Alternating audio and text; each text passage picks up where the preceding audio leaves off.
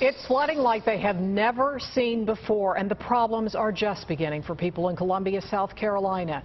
They are seeing record rainfall, historic flooding, and it's forcing most of the city to shut down because roads are either too dangerous to pass or just washed away. Kenny Beck is live this morning in Columbia, where a curfew on the city lifted about half an hour ago. And Kenny, what are you seeing this morning?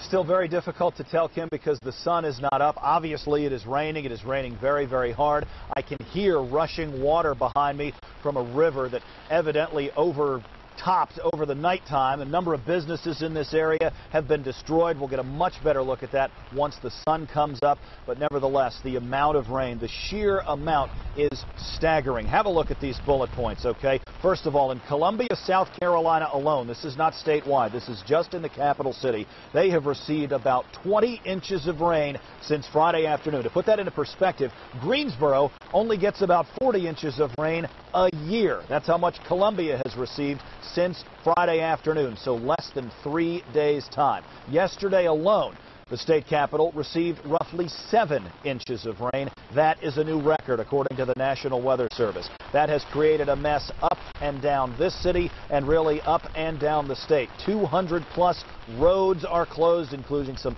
major thoroughfares. I-20, not the least of which, about 21,000 power outages to report. School is canceled today. Classes are canceled at the University of South Carolina. The first airplane flight out of Columbia here today will not happen until 9 a.m. They're pushing that back. A curfew, as you mentioned, just expired about 40 minutes or so ago.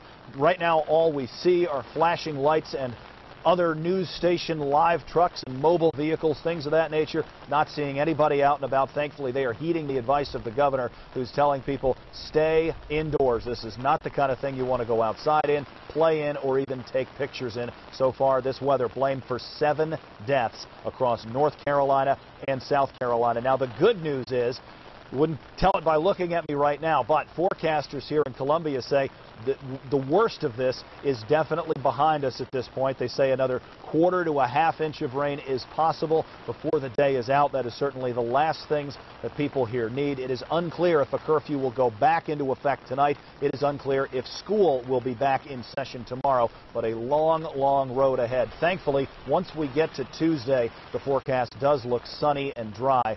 But good gracious, you're talking about 20 inches in a span of about 2.5 days. That is not going away anytime soon. Kim, we'll send it back to you.